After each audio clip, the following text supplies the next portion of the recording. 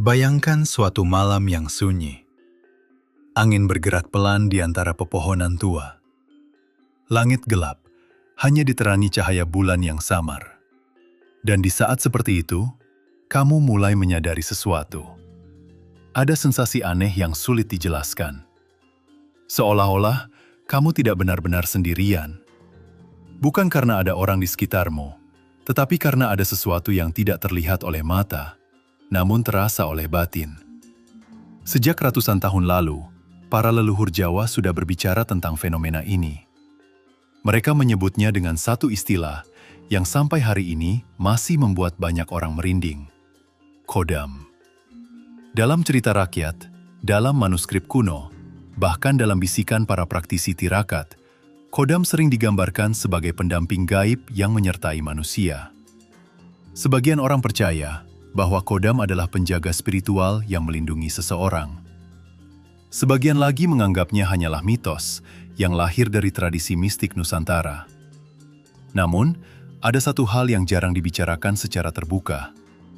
Dalam tradisi spiritual Jawa yang lebih dalam, konsep kodam sebenarnya tidak pernah sesederhana cerita-cerita yang beredar di masyarakat. Para leluhur tidak pernah mengajarkan manusia untuk mengejar kodam. Sebaliknya, mereka selalu memberikan peringatan yang sangat jelas bahwa dunia gaib adalah wilayah yang penuh misteri, dan manusia yang mendekatinya tanpa kebijaksanaan seringkali justru tersesat di dalamnya. Selama berabad-abad, pengetahuan tentang kodam sering disimpan dalam lingkaran kecil para praktisi spiritual. Ia dibicarakan dengan hati-hati, diajarkan secara perlahan, dan tidak pernah dipamerkan kepada orang yang hanya mencari kekuatan instan. Namun, di zaman modern seperti sekarang, istilah kodam justru semakin sering muncul di mana-mana. Ada yang mengklaim bisa memanggil kodam, ada yang menjual benda dengan kodam penjaga. Bahkan, ada yang mengatakan bahwa setiap orang sebenarnya memiliki kodam yang tersembunyi dalam dirinya. Pertanyaannya adalah, apakah semua itu benar? Apakah kodam benar-benar ada dalam tradisi Jawa? Jika iya, mengapa para leluhur justru selalu memperingatkan manusia agar tidak terobsesi dengan kekuatan gaib? Dan yang lebih misterius lagi, mengapa banyak orang yang mengejar kodam justru berakhir kehilangan arah dalam perjalanan spiritualnya sendiri? Dalam video ini, kamu tidak hanya akan mendengar cerita mistis. Kamu akan menelusuri misteri kodam dalam tradisi Jawa dari sudut pandang yang lebih dalam. Kita akan membuka jejaknya dalam laku spiritual para leluhur, membongkar kesalahpahaman yang sering terjadi, dan memahami mengapa pengetahuan ini selama berabad-abad disimpan seperti rahasia yang tidak boleh sembarangan diungkapkan. Karena mungkin, misteri terbesar tentang kodam bukanlah apakah mereka ada atau tidak, tetapi mengapa manusia begitu terpesona oleh kekuatan yang tidak terlihat, sementara ia belum sepenuhnya memahami kekuatan yang ada di dalam dirinya sendiri. Jadi, sebelum kita masuk lebih jauh ke dalam misteri ini, pastikan kamu berlangganan channel ini, tekan like, dan bagikan video ini kepada teman-temanmu yang juga tertarik dengan misteri spiritual Nusantara. Karena di channel ini, kita tidak hanya membahas dunia mistis. Kita mencoba membuka lapisan pengetahuan kuno yang perlahan terlupakan oleh zaman. Sekarang tarik napas perlahan, dan bersiaplah, karena setelah ini, kamu akan melihat konsep kodam dari sudut pandang yang mungkin belum pernah kamu dengar sebelumnya. Untuk memahami misteri kodam dalam tradisi Jawa, kita harus mundur jauh ke masa ketika spiritualitas bukan sekedar ritual, tetapi cara hidup sehari-hari. Berabad-abad lalu, masyarakat Jawa hidup dalam sebuah pandangan kosmos yang sangat berbeda dengan dunia modern. Bagi mereka, alam semesta tidak hanya terdiri dari apa yang bisa dilihat oleh mata. Ada lapisan-lapisan realitas yang berjalan berdampingan. Dunia manusia, dunia alam, dan dunia yang oleh para leluhur disebut sebagai alam halus. Dalam banyak naskah Jawa kuno seperti serat-serat spiritual, dunia tidak dipahami sebagai sesuatu yang terpisah. Sebaliknya, ia dipandang sebagai jaringan energi yang saling terhubung. Manusia tidak berdiri sendiri. Setiap manusia diyakini memiliki getaran batin, atau dalam istilah Jawa sering disebut rasa sejati. Ketika rasa ini menjadi jernih melalui laku seperti tirakat puasa semedi, pengendalian hawa nafsu, maka seseorang dipercaya akan mulai menyadari kehadiran dimensi yang lebih halus. Disinilah konsep kodam mulai muncul.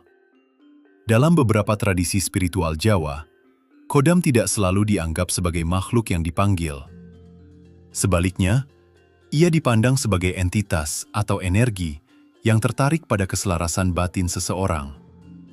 Para leluhur sering menggambarkannya dengan analogi yang sederhana. Jika hati manusia seperti cermin yang kotor, maka ia tidak memantulkan apapun. Tetapi ketika cermin itu dibersihkan melalui laku spiritual, ia mulai memantulkan cahaya dari dunia yang lebih halus. Sebagian praktisi spiritual lama percaya bahwa dalam kondisi tertentu, manusia bisa berinteraksi dengan entitas yang berada di lapisan realitas lain. Namun menariknya, para leluhur Jawa justru sangat berhati-hati membicarakan hal ini. Mengapa?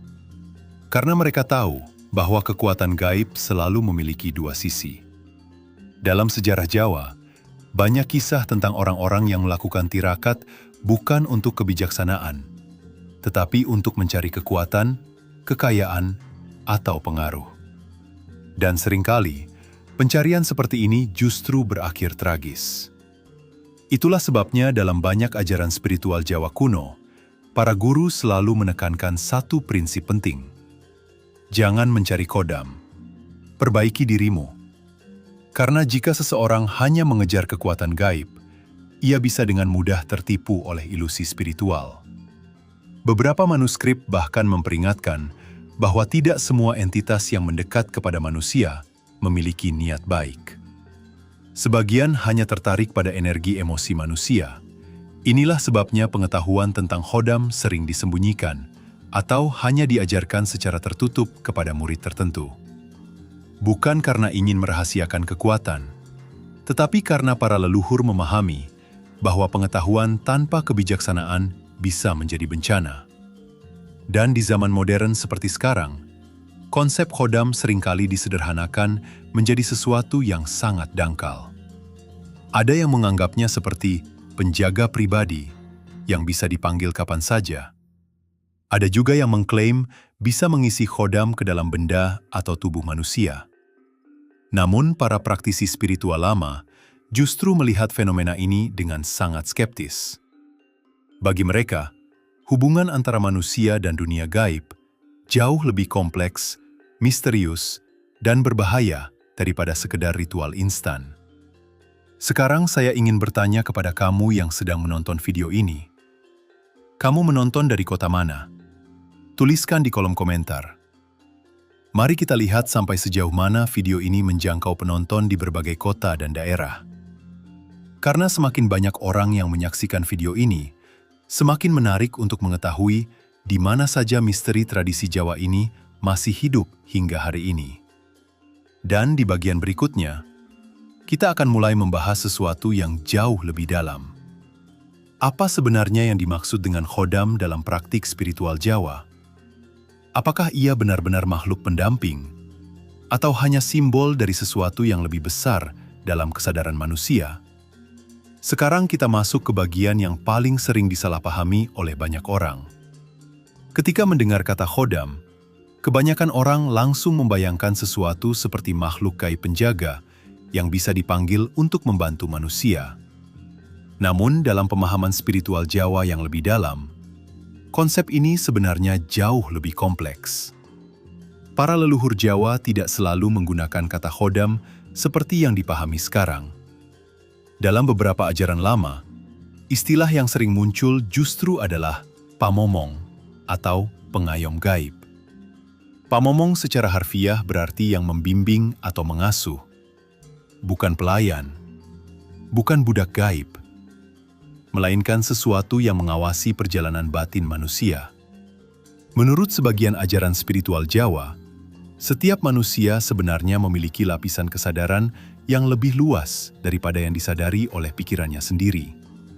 Bayangkan, kesadaran manusia seperti sebuah rumah besar tetapi kebanyakan orang hanya tinggal di satu ruangan kecil. Padahal, di dalam rumah itu masih ada banyak ruang lain yang tidak pernah mereka buka. Dalam keadaan biasa, manusia hanya hidup melalui pikiran sadar, logika, emosi, dan pengalaman sehari-hari. Namun, ketika seseorang mulai menjalani laku spiritual seperti tirakat puasa batin semedi pengendalian diri, maka perlahan-lahan ruangan lain dalam kesadaran itu mulai terbuka. Dan di titik inilah, pengalaman yang sering disebut sebagai pertemuan dengan khodam mulai muncul. Namun penting untuk dipahami, tidak semua pengalaman spiritual berarti pertemuan dengan makhluk gaib. Kadang-kadang yang terjadi justru adalah pertemuan dengan lapisan kesadaran manusia sendiri. Para guru spiritual Jawa lama sering menggunakan sebuah perumpamaan. Manusia itu seperti gunung es di lautan. Yang terlihat di permukaan hanya sebagian kecil dari keseluruhan dirinya. Sementara bagian terbesar justru tersembunyi jauh di bawah permukaan.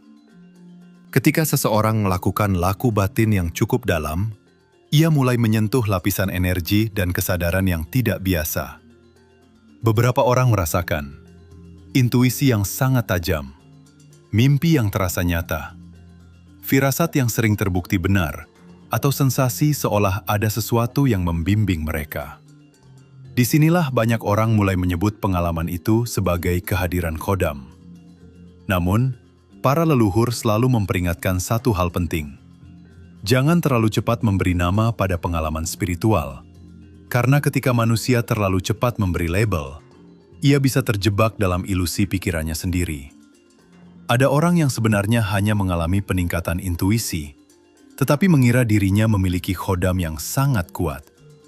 Ada juga yang mengalami fenomena psikologis biasa, tetapi menganggapnya sebagai hubungan dengan makhluk gaib. Inilah sebabnya, para guru spiritual Jawa lama sangat menekankan kerendahan hati dalam perjalanan batin. Mereka sering berkata, semakin tinggi ilmu seseorang, semakin sedikit ia berbicara tentang kekuatan gaib. Karena orang yang benar-benar memahami dunia spiritual, tahu bahwa alam gaib bukan sesuatu yang bisa dipamerkan atau diperdagangkan. Bahkan dalam banyak ajaran lama, diceritakan bahwa orang yang terobsesi dengan khodam justru sering kehilangan arah dalam perjalanan spiritualnya. Mengapa? Karena fokus mereka bukan lagi pada pembersihan hati, melainkan pada pencarian kekuatan. Padahal bagi para leluhur Jawa, tujuan utama laku spiritual bukanlah memiliki khodam. Tujuannya adalah sesuatu yang jauh lebih dalam, mengenal diri sendiri. Namun, misteri tentang khodam tidak berhenti di situ. Karena dalam beberapa tradisi tertentu, ada juga kisah tentang khodam warisan leluhur, khodam penjaga pusaka, bahkan khodam yang muncul melalui tirakat tertentu. Apakah semua itu benar-benar ada? Ataukah itu hanya simbol spiritual yang disalahartikan oleh generasi modern? Di bagian berikutnya, kita akan masuk lebih dalam ke sisi yang jarang dibahas. Jenis-jenis khodam yang dipercaya dalam tradisi Jawa, mengapa banyak orang justru tertipu oleh fenomena gaib, dan bagaimana para leluhur sebenarnya memperingatkan manusia agar tidak terjebak dalam dunia khodam. Karena semakin dalam kita membahas misteri ini, semakin jelas bahwa dunia spiritual tidak pernah sesederhana yang dibayangkan manusia. Jika kamu ingin kita lanjut membuka bagian berikutnya dari misteri ini, semakin dalam kita membahas tentang khodam dalam tradisi Jawa, semakin jelas bahwa konsep ini tidak sesederhana cerita-cerita populer yang beredar sekarang. Banyak orang membayangkan khodam sebagai makhluk gaib yang bisa dipanggil, diperintah, atau bahkan diwariskan seperti benda pusaka. Namun dalam pandangan spiritual Jawa yang lebih tua dan lebih hati-hati, kenyataannya jauh lebih kompleks.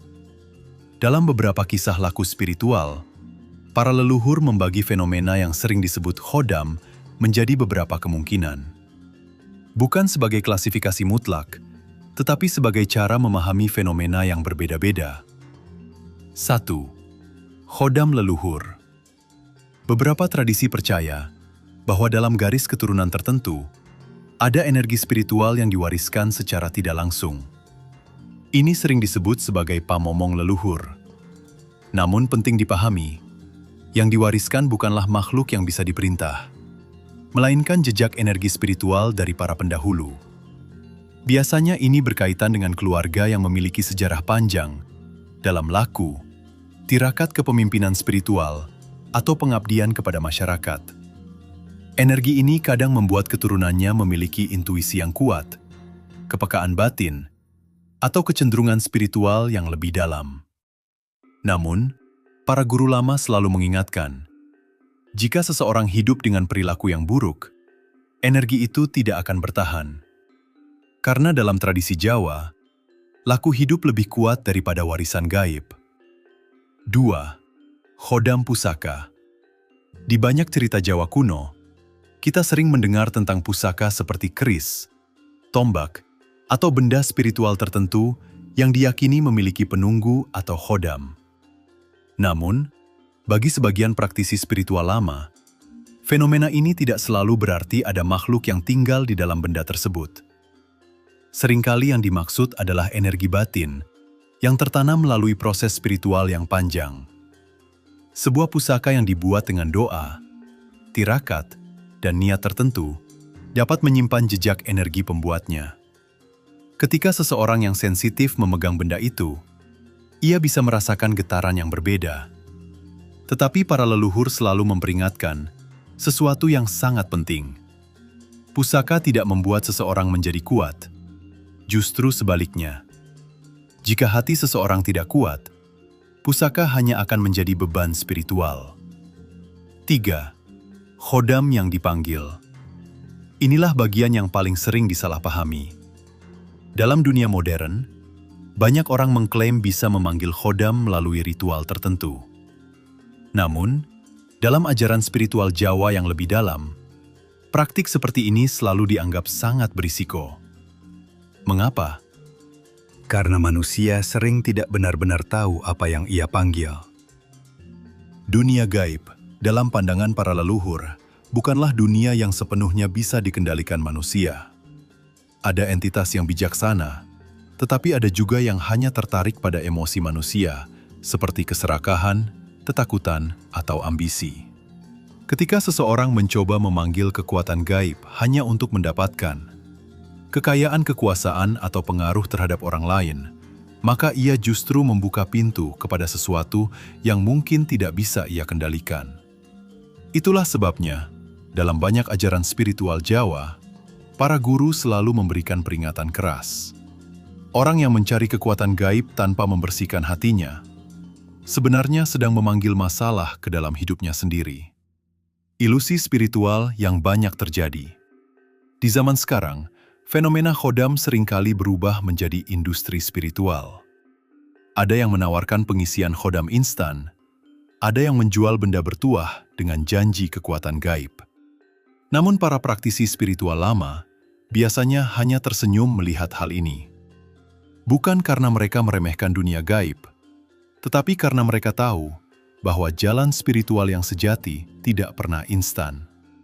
Ia membutuhkan disiplin batin, pengendalian diri, dan kejujuran terhadap diri sendiri. Tanpa itu semua, pengalaman spiritual apapun sangat mudah berubah menjadi ilusi yang diciptakan oleh pikiran manusia sendiri. Dan disinilah pelajaran terbesar dari tradisi Jawa muncul. Para leluhur sebenarnya tidak terlalu tertarik pada khodam. Mereka lebih tertarik pada satu hal yang jauh lebih penting, kesadaran manusia. Karena bagi mereka, jika kesadaran seseorang sudah jernih, ia tidak perlu mengejar kekuatan gaib. Kekuatan itu akan datang secara alami, tanpa dicari. Namun pertanyaan besar tetap tersisa. Jika khodam bukan tujuan utama dalam perjalanan spiritual, lalu apa sebenarnya tujuan dari laku batin yang diajarkan para leluhur Jawa? Dan bagaimana seseorang bisa menjalani perjalanan spiritual tanpa terjebak dalam obsesi terhadap dunia gaib? Di bagian berikutnya, kita akan membahas sesuatu yang sangat menarik. Kita akan melihat bagaimana prinsip-prinsip spiritual Jawa bisa diterapkan dalam kehidupan nyata, tanpa harus terjebak dalam pencarian khodam atau kekuatan gaib. Karena mungkin, rahasia terbesar dari tradisi Jawa bukanlah tentang menguasai dunia gaib, tetapi tentang menguasai diri sendiri. Jika kamu siap masuk ke bagian itu, setelah memahami berbagai misteri tentang khodam, sekarang muncul pertanyaan yang jauh lebih penting. Jika tujuan spiritual para leluhur Jawa bukanlah mengejar khodam, lalu apa sebenarnya inti dari laku batin yang mereka ajarkan? Jawabannya mungkin jauh lebih sederhana, namun juga jauh lebih sulit untuk dijalani. Para leluhur Jawa selalu menekankan satu prinsip utama. Manusia harus menaklukkan dirinya sendiri sebelum mencoba menaklukkan dunia. Dalam banyak ajaran laku spiritual, kekuatan terbesar bukanlah kemampuan melihat dunia gaib atau berhubungan dengan entitas tak kasat mata. Kekuatan terbesar adalah mengendalikan hati, pikiran, dan nafsu manusia. Dan inilah beberapa praktik yang sering diajarkan dalam tradisi spiritual Jawa untuk membersihkan batin seseorang. 1. Menjaga kesadaran dalam kehidupan sehari-hari. Banyak orang berpikir bahwa jalan spiritual harus dilakukan di tempat sunyi, di gunung, atau melalui ritual yang rumit. Padahal dalam tradisi Jawa, laku spiritual justru dimulai dari kehidupan sehari-hari. Cara seseorang berbicara, cara ia memperlakukan orang lain, cara ia mengendalikan emosi, semua itu dianggap sebagai bagian dari latihan kesadaran. Para leluhur percaya bahwa seseorang yang tidak mampu mengendalikan amarah, keserakahan, iri hati, atau kesombongan tidak akan pernah siap menghadapi dunia spiritual yang lebih dalam. Karena dunia gaib tidak memperkuat kelemahan manusia, ia justru memperbesar apa yang sudah ada di dalam hatinya. 2. Tirakat dan pengendalian diri. Dalam tradisi Jawa, banyak laku spiritual melibatkan tirakat. Namun tirakat bukan sekedar menahan makan atau tidur. Makna yang lebih dalam dari tirakat adalah melatih manusia untuk tidak diperbudak oleh keinginan dirinya sendiri. Contohnya bisa sangat sederhana: menahan diri dari kemarahan, menahan diri dari kata-kata yang menyakiti, mengendalikan dorongan untuk selalu ingin dipuji atau diakui. Latihan seperti ini perlahan membuat batin manusia menjadi lebih jernih. Dan ketika batin menjadi jernih, intuisi manusia juga menjadi lebih tajam. Inilah yang oleh sebagian orang sering disalahartikan sebagai kekuatan gaib.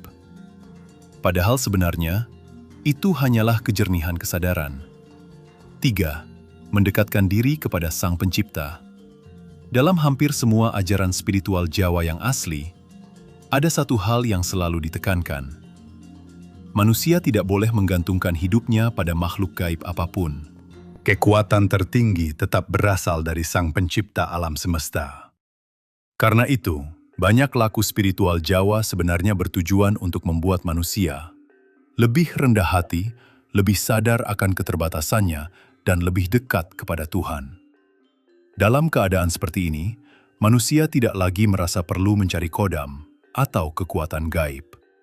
Ia justru merasa cukup dengan ketenangan batin dan kejernihan hati. Kesalahan yang sering terjadi. Banyak orang tertarik pada dunia spiritual karena mereka menginginkan jalan pintas menuju kekuatan atau keberuntungan. Namun, para leluhur selalu mengingatkan, setiap jalan pintas dalam dunia spiritual biasanya berujung pada kesesatan. Karena spiritualitas sejati bukan tentang memperoleh kekuatan. Ia adalah proses panjang untuk memurnikan diri. Dan ketika seseorang benar-benar berjalan di jalan itu, ia biasanya justru menjadi semakin sederhana dan rendah hati. Bukan semakin ingin memamerkan kemampuan gaibnya. Sekarang kita sampai pada satu pemahaman yang sangat menarik. Mungkin misteri terbesar tentang khodam bukanlah apakah mereka ada atau tidak. Tetapi mengapa manusia begitu terobsesi dengan kekuatan yang berada di luar dirinya, sementara ia belum sepenuhnya memahami kekuatan yang ada di dalam dirinya sendiri.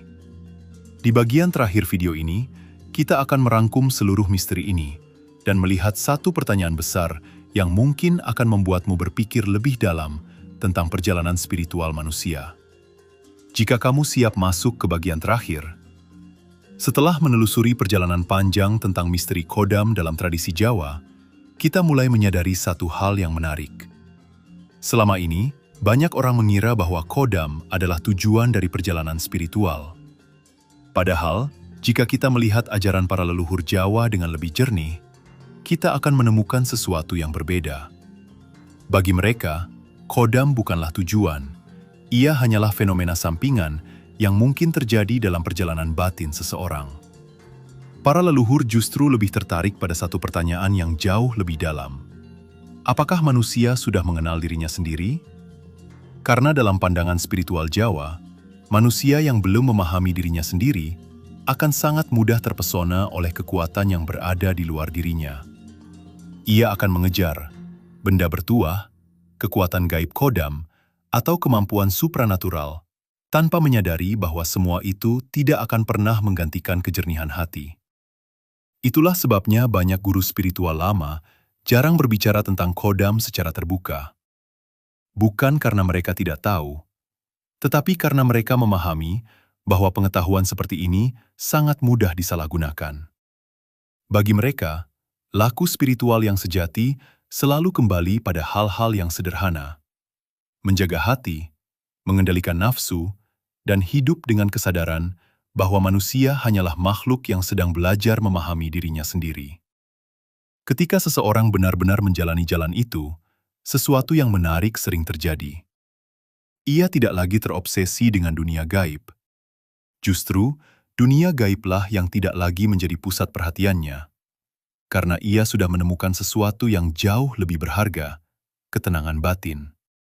Dan mungkin, disitulah letak rahasia terbesar dari tradisi spiritual Jawa. Bukan pada kemampuan memanggil Kodam, tetapi pada kemampuan manusia untuk menjadi tuan atas dirinya sendiri. Sekarang, saya ingin meninggalkan kamu dengan satu pertanyaan yang mungkin akan terus terngiang setelah video ini selesai. Jika suatu hari, seseorang benar-benar memiliki kekuatan gaib, tetapi hatinya masih penuh dengan keserakahan, kemarahan, dan kesombongan, apakah kekuatan itu akan menjadi berkah atau justru bencana bagi hidupnya sendiri? Tuliskan pendapatmu di kolom komentar. Dan jangan lupa untuk berlangganan channel ini, tekan like, serta bagikan video ini kepada teman-temanmu yang juga tertarik dengan misteri spiritual Nusantara. Karena di channel ini, kita tidak hanya membahas cerita mistis, kita mencoba memahami makna terdalam di baliknya. Dan mungkin, perjalanan untuk memahami misteri seperti ini baru saja dimulai.